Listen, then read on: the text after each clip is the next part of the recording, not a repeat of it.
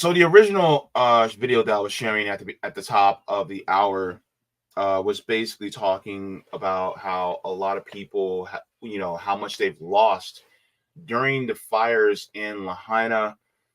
That's more specific, Lahaina, the surrounding area of Maui and Hawaii.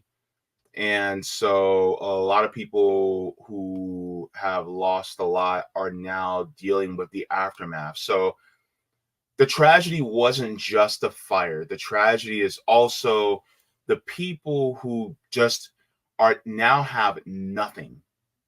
And there's really not much being done for them in the state of Hawaii.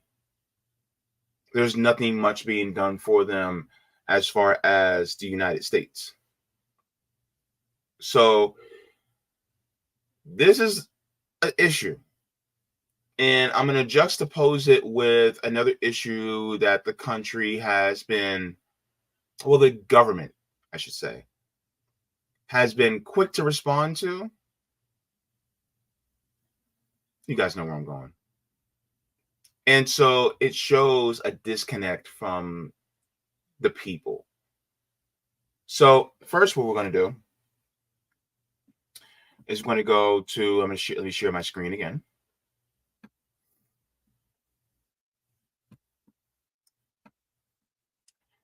And this was an article out of World Socialist website. They do pretty good work. It says voices from Lahaina residents languish with little relief, fear health risks. So it says October 8th, which is today, will mark 2 months since the extreme winds from Hurricane Dora made landfall in Maui, causing a series of fires throughout the island. Downed power lines and strong winds sparked one of the deadliest fires in over 100 years in Lahaina, located in West Maui. So the Lahaina fire alone burned over 2,170 acres and destroyed an estimated 2,300 structures, 86% of which were residential. Official reports have identified 98 deaths, which many residents state is a vast undercount.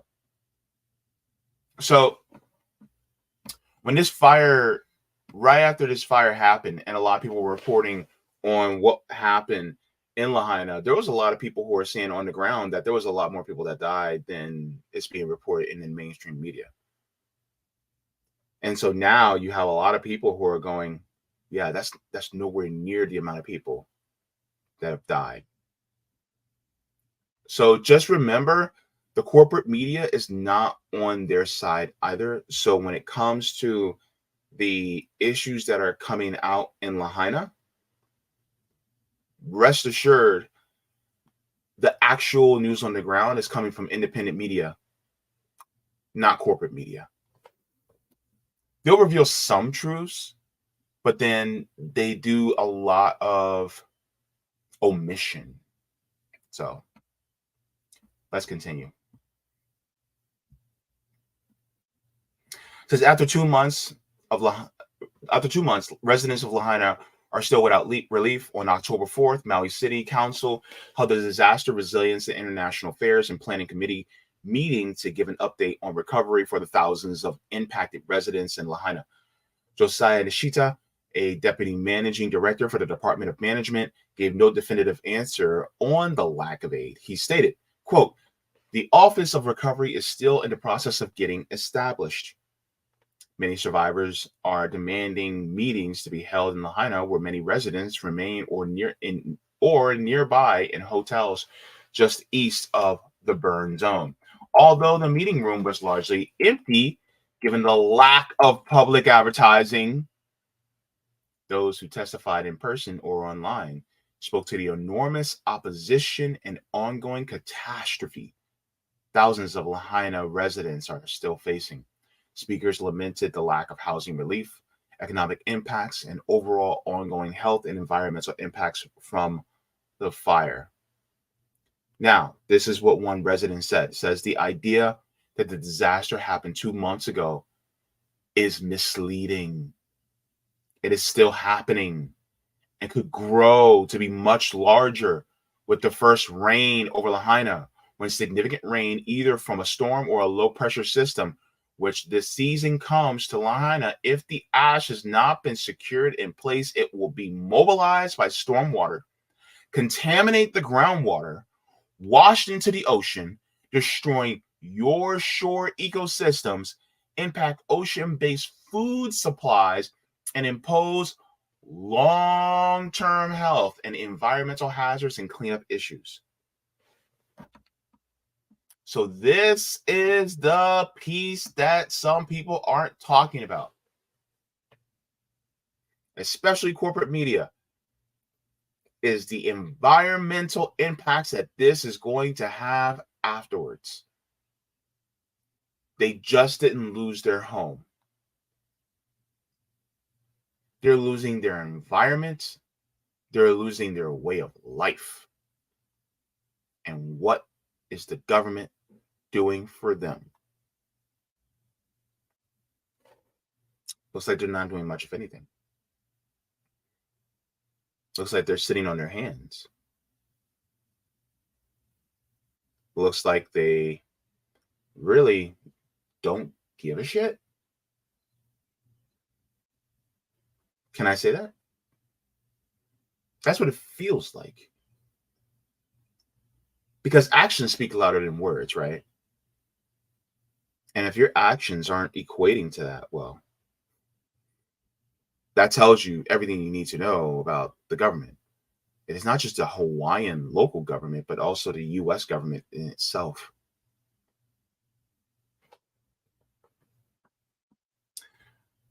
So let's continue.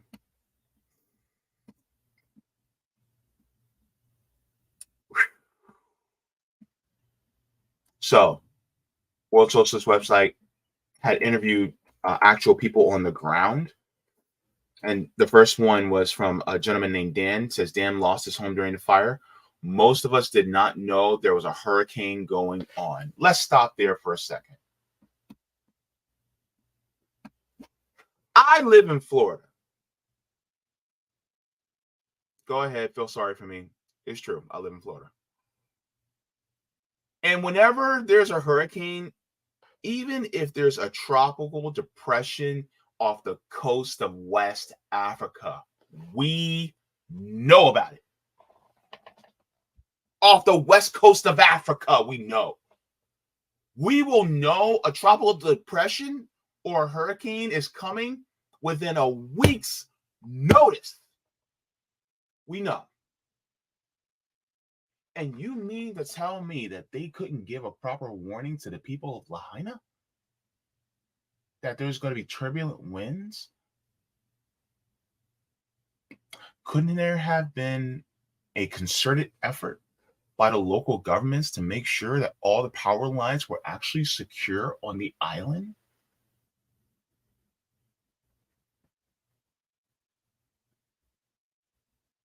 Could have, but didn't. So it's surprising to me how that we can have such an early warning system here in Florida, but they can't do the same thing in Hawaii. It's weird. It's almost as if they don't want anybody to know about what's going on. And it's almost like, well, if it's almost an allowance to let this happen, right? I think that's the point. So, yes.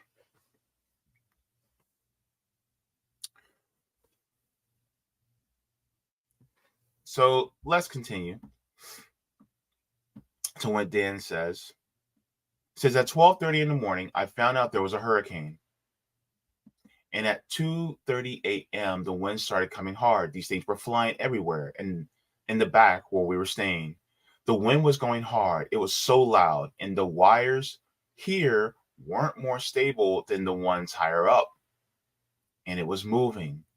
And if this wind wasn't going to stop anytime soon, the poles will be coming down, and that's what happened. He said, I'm sure sometime between 5:30 and 6:15 a.m. before you get to Lahaina Intermediate School, the pole fell down. Wires came off. That started the fire. About 1.5 hours, it was contained. The video I took here was at 6:13 a.m. So let's take a look.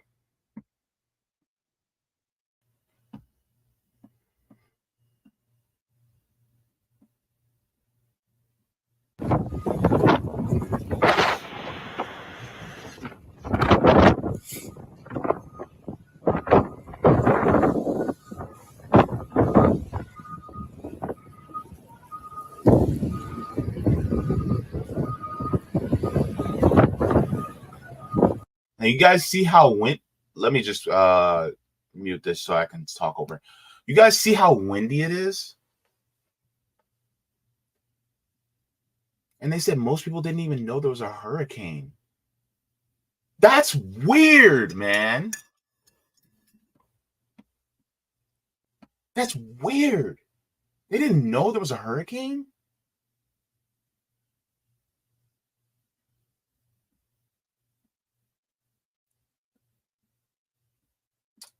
Dear God. That's wild.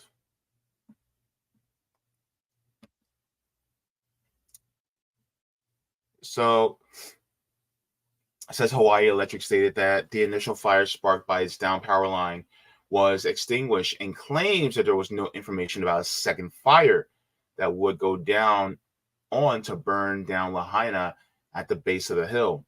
The attempt to draw a clear distinction between supposedly two separate fires is outrageous, given the high levels of winds and amount of flammable plant debris that borders the hillside around the town.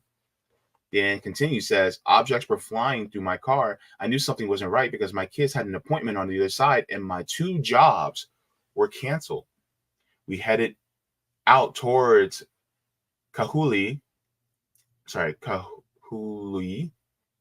I'm sorry, I'm terrible with these names. My apologies. Because there's no wind over there. In 30 minutes, we got up there. People were scrambling. People were saying, I didn't get a call. My dogs were locked in the house. The Ma'alea on the other side of Lahaina. They shut down the road so nobody can come into Lahaina from this side or that side. I wasn't ready with my documents. I need to get my 2 dogs since they locked my Ma'alea.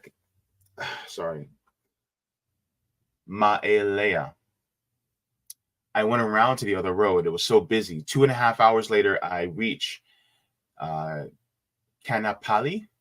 and it was locked down.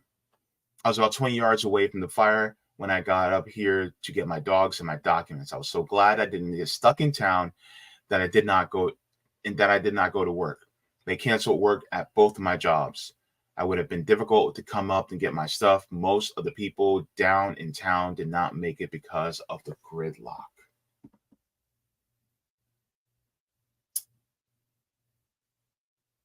So this is some of what people have been going through as far as Lahaina. This is another variable that I wanted to discuss as well. I'm not going to be reading the entire article, but this is one more that I actually want to get into. Edna has lived in Lahaina for over 10 years. She lost her home in the fires. She raised concern over the toxicity of Lahaina. We're living in a hotel right now. I don't think that they're going to rebuild this for 2 to 3 years. They said, come over here to the hotels near Pohaku Park because there Lahaina is toxic. And her family were recently allowed to visit their home and sift through the ash. I cannot be here for 30 minutes or 20 minutes standing here looking through things. I cannot save what I cannot save. When we go through our things, they give us full PPE, that's personal protection equipment. And then after that, we wash ourselves 2 or 3 times with shampoo. They told us to throw out all of our clothes. The environmental agency and the government tells us to throw mostly everything away. Only mirrors and things like leather can be washed or cleaned, they say. And they also expressed opposition to the reopening of the schools within Lahaina beginning on October 16th, which is in 8 days. No, she said, the air quality, that's number one. The air quality for the kids, they are breathing it. Their immune system is getting kicked over time. They will get sick over time. So that's something that a lot of people aren't really talking about is the air quality, right? What's going on and the fact that they're, potentially kids getting sick over time. And these videos are really showing the human element. And I just wanted this, it'll be my final video, but I want to share this as well. Yeah, I was at my house. I was just taking a nap, and then my mom, she just woke me up. She just like took me and my family into our neighbor's car because we didn't have a car. It's kind enough for our neighbor to like help us, even though he had his own family. He's still kind. Yeah. So and then we were late to evacuate because I live up Lahaina Luna, so we when we went down, the fire was already like up at the parking, not the parking, the park up there. Yeah. So we had to go like a different way, and then when we went to the bypass, the cops told us to go to like a dirt road, and then when we went there, it led to nowhere.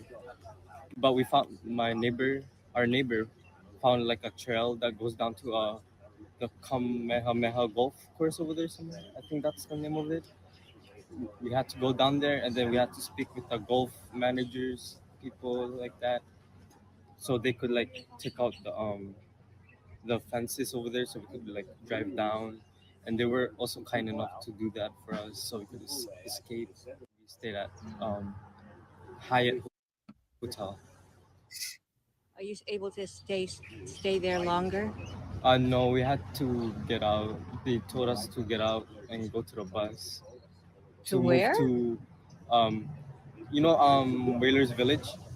Okay, so it's farther down, or Yeah, it's like further from Hyatt. We had to walk all the way to Whalers Village, and then there was a big line for people who evacuated, and then we had to wait like 20, 30-ish minutes just for everyone to get on the buses to go to Kahului. oh, We haven't lost our home, but my family lost their jobs. So.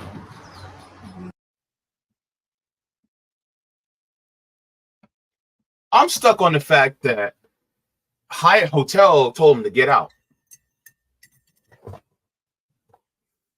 If the government's paying for the rooms, why do they have to get out? Unless the government stop paying for the rooms.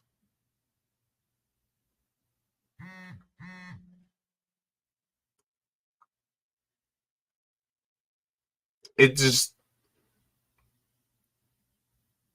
the fact that people have faced a tragedy, and sometimes people will go, well, if you caused this tragedy, then that's on you, right? Some people will say things like that, right? Which to me still is horrible. And just because a tragedy happened because of a person's own making, it doesn't mean that they should still continuously suffer in that way, right? But this wasn't even a tragedy of their own making. This, at the very most generous interpretation I can give, it is really just bad circumstance, right? Bad happenstance that happened to them, and now they lost everything. And Hyatt Hotel, which I think is owned by Hilton, kicked them out.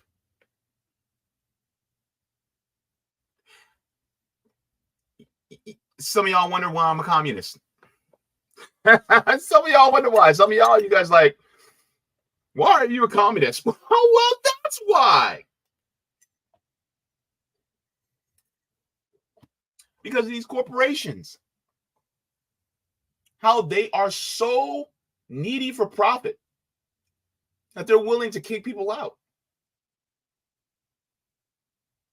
couldn't the hotel chain with the billions and billions of dollars in revenue, couldn't they just have said, you know what, we're going to donate hotel rooms to these people in this area, make sure all the employees are continuously paid so that the people can live in these hotels for the time being. And because some of these people who work in these hotels probably live in Lahaina. So you want your employees to have a place to live. You want their families to be okay. What about their neighbors? Oh, but my fault. They ain't got the money. It's sick. And it's sad to see what people are going through within this state. And of course, we all the time, we talk about what Jackson, Mississippi is going through. We talk about what Flint, Michigan's going through. And they're still suffering. And some people will be like, well, the government gave them money. It's just it depends on the state.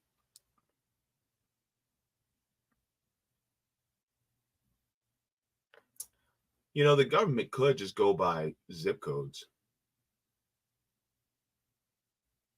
and just give like a focused amount to that zip code, right? Wouldn't there be something bad about that? Why not just, instead of giving the money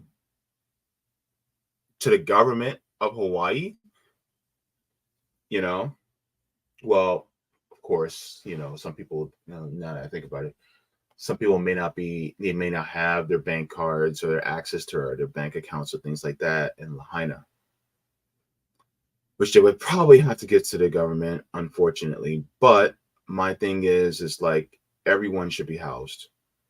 Anybody who's a resident of Lahaina in that area, they should be housed in a hotel room, and it should be long term. Like, it just doesn't make any sense to me.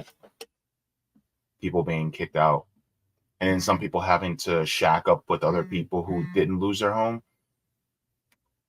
No, like, give them a hotel room.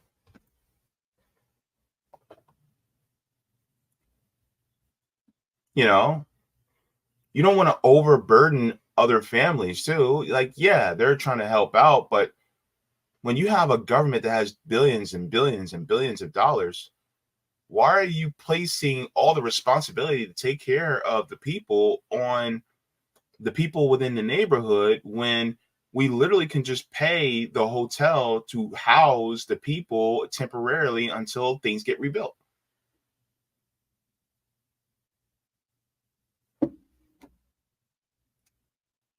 There's another variable that really got on my nerves. Nick and CJ went live yesterday, and they were talking about the recent surprise attack that Hamas and the Palestinians did against the Israeli forces,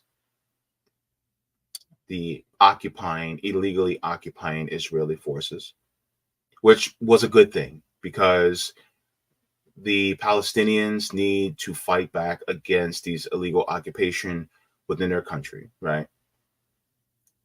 And I see the Palestinians as freedom fighters fighting for their land. But then somebody like Netanyahu got, in front of the cameras and said, we're declaring war on the Palestinians and this is an act of war and blah, blah, blah. Even though they've been declaring war on the Palestinians for like 76 years. So what else is new? But what got me mad, not surprised, but mad, was this.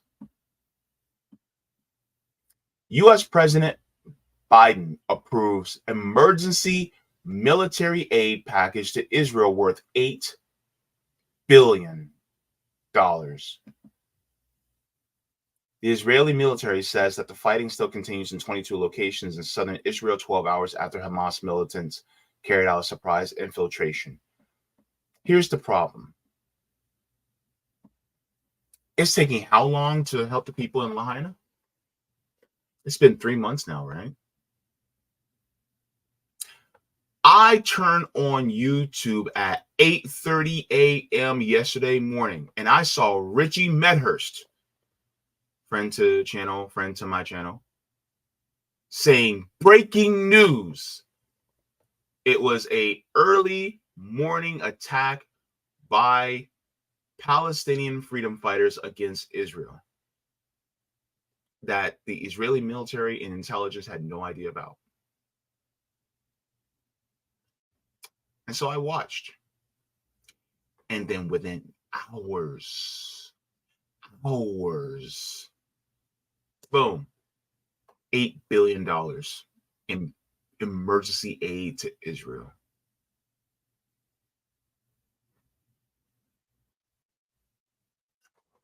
Within hours.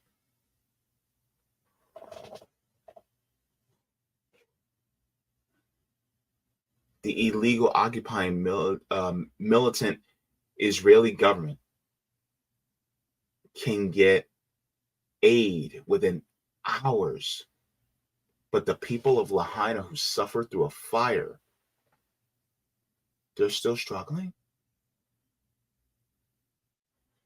I don't know, maybe it's me.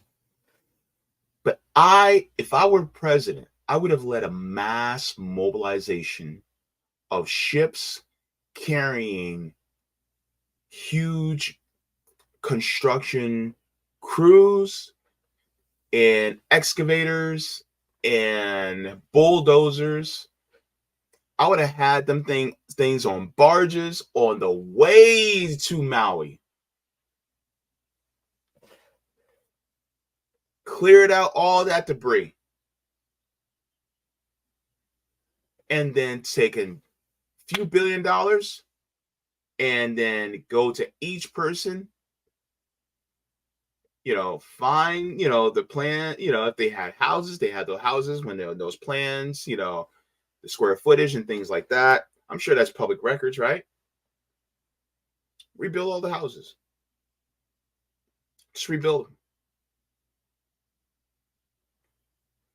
If you live in an apartment, rebuild the apartments. Put all the people in the hotels, pay for the hotels. Give them all Medicare for all, Section 1881A of the Social Security Act, and that allows the president to have powers to be able to give residents of a specific area Medicare for everyone because of a disaster. So do that. You can give all the kids laptops, do online learning in school for the time being, because you don't want them to breathe in that toxic air in Lahaina, right? Make sure they all have good internet connections in those hotel rooms, right? And then you rebuild the homes and businesses of all the buildings that burned down in Lahaina. Rebuild the infrastructure.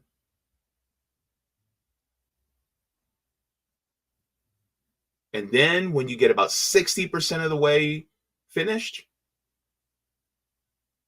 then you can start allowing tourism to come back. For people to start working again. But this is horrible. They care more about the government of Israel. They don't care about Jewish people. They care more about the government of Israel than they do about the people of Lahaina. Make no mistake, The United States does not care about Jewish people. The United States does not care about Palestinian people. The United States doesn't care about Hawaiians. You Ohioans, they don't care about you in East Palestine. You think the United States government cares about you? No. Those of you who are Michiganders, especially those of y'all in Flint, they don't care about you. You Mississippians, especially y'all in Jackson, the United States government doesn't care about you because it's full of a bunch of people that can pay to not care. It is full of a government full of people who get paid to look the other way while you suffer. Because it is important for them to get money to Israel because they want to have their lackey in the Middle East. That's what it's there for. It's a lackey government so that they can keep close tabs on everybody else, on all the other Arab nations.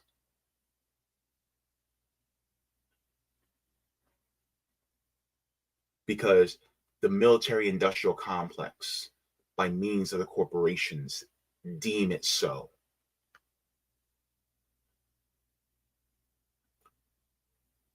This is why we do what we do on RBN and many other independent media channels. Because it's always for the very wealthy few. It's never, ever for the rest of us. They don't care. And that's fine if they don't care. The point is for you to realize your power. And if they don't care,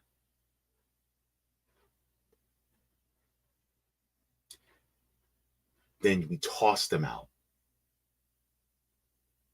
This is what building dual power is. And I'm not talking about voting. No. I'm talking about literally throwing them out.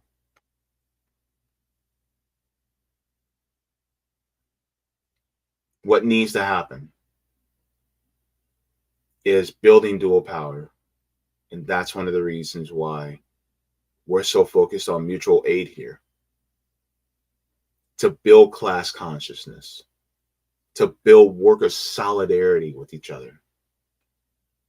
Because once you do that, then you have a community that comes together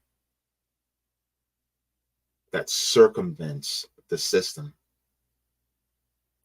for something better, more equal, equitable, and egalitarian for all of us.